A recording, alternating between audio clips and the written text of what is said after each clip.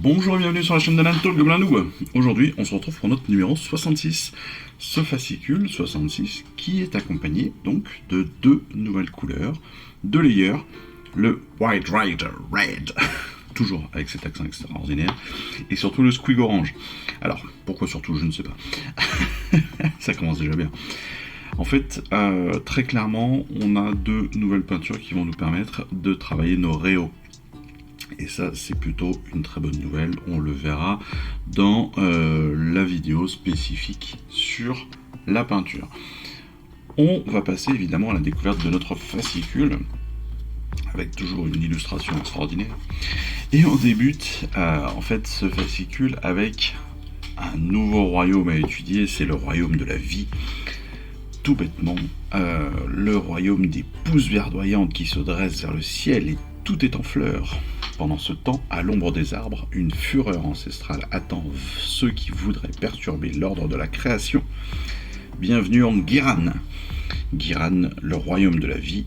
Ici, la nature domine et les intrus doivent se méfier de nombreux sites sauvages et indomptés. Et oui, Guiran, c'est un petit peu l'opposé de Aqshy qu'on a déjà vu par le passé. Guiran, c'est la terre de la vie avec les pierres de royaume de Guiran. Substance de couleur jade qui alterne entre les trois états de la matière, solide, liquide et gaz, avec le royaume de la vie en guerre aussi évidemment, parce que comme tous les terrains d'Age of Sigmar, il y a toujours de la guerre et c'est ce que l'on recherche d'ailleurs. Avec ses cités, Guiran abrite de nombreuses villes, chacune ayant une évoluée pour relever les défis du royaume et récolter ses richesses. Ici, les cités sont bâties pour exploiter le bois vivant et les pierres abondantes. Et la pierre abondante, afin de se fortifier contre les périls du chaos et les autres ennemis qui rôdent dans les terres sauvages à l'extérieur des murs. Avec des cités comme les cités de bois et de pierre, la merveille d'eau grise, la cité vivante qui est fondée par Alarielle elle-même, dans l'éternel renouveau. La cité vivante est l'une des plus anciennes villes de Guiran, mais aussi Amerol Gira. Amerol Gira et Amerol Aksha forment les deux moitiés de la cité à deux queues. Les deux parties de la cité furent bâties autour d'une porte de royaume et sont situées dans des régions différentes. Amerol Gira est en Guiran et la ville déborde de vie, quant à l'autre, elle se retrouve en Aqshy. Évidemment, on va aussi continuer sur la personnalisation de nos armées, de nos figurines. Et cette fois-ci, évidemment, c'est pour les champions de Guiran. Donc cet article en fait va nous aider à approfondir les historiques de nos figurines si on souhaite qu'un héros ou une unité ou une créature viennent de Guiran. Donc on va pouvoir utiliser comme toujours ces tableaux pour déterminer leurs origines et puis leur donner vie un petit peu dans un passif imaginaire. Bien évidemment, on va pouvoir faire la même chose aussi avec Aqshy. Les forces de l'ordre et de la destruction se disputent la suprématie en Aqshy, et s'il n'y a pas deux coins de royaume de feu qui se ressemblent, aucun n'est épargné par les ravages de la guerre. Et oui, on va pouvoir donc donner des traits de région évidemment à nos décors, à notre table de jeu. Et puis on découvre un nouveau mot, les mâches-fers. Les mâches-fers aussi, où on a un nouveau tableau pour des noms. Les mâches-fers, en fait, qu'est-ce que c'est ? Eh bien, on va le découvrir très rapidement, parce que les mâches-fers, en fait, c'est la nouvelle faction qu'on va découvrir très bientôt dans le prochain colis, si je ne me trompe pas. En anglais, on appelle ça les Iron Jaws. Ce sont des orques, tout bêtement. Des orques plus balèzes que les auruks qu'on a eu jusqu'à maintenant. Donc ça reste des auruks, mais là c'est des gros balèzes bien énervés. Les mâches-fers ont des noms aussi brutaux que frustes.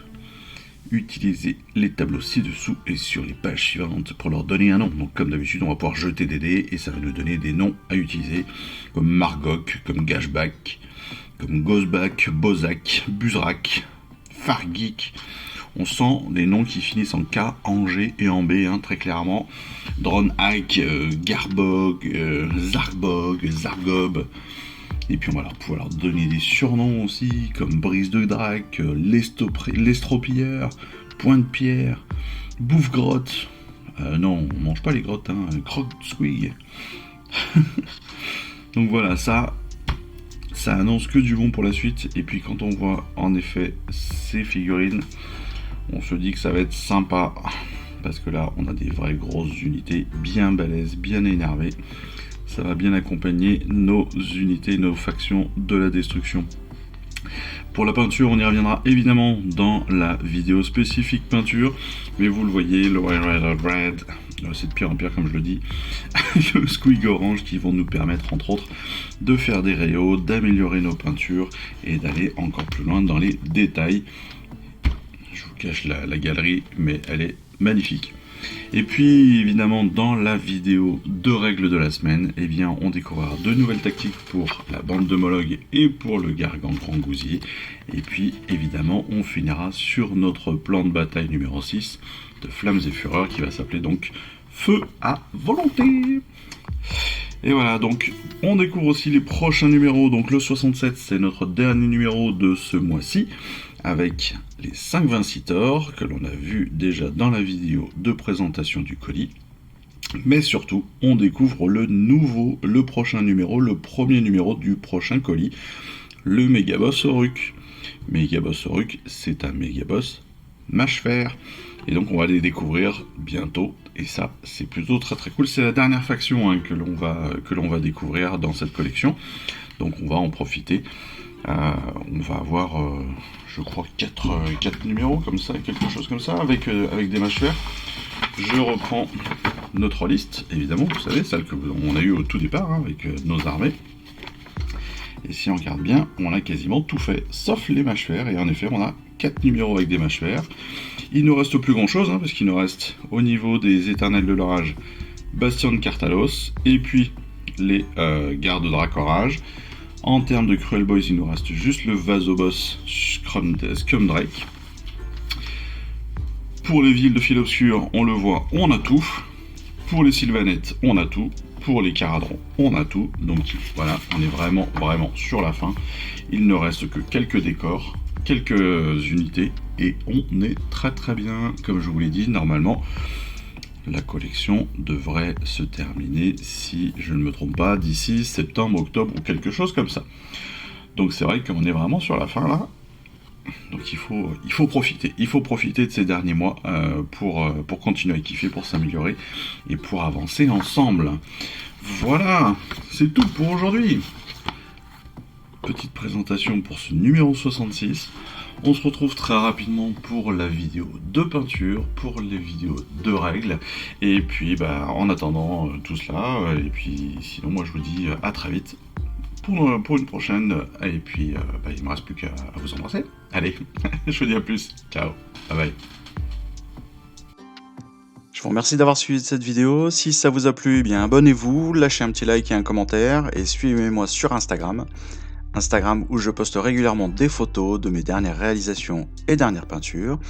Et puis comme il est maintenant de tradition sur la chaîne, je vous souhaite une excellente fin de journée et surtout, lisez bien, collectionnez bien, assemblez bien, peignez bien et jouez bien. Allez, je vous embrasse et puis je vous dis à très vite. Allez, ciao, bye bye.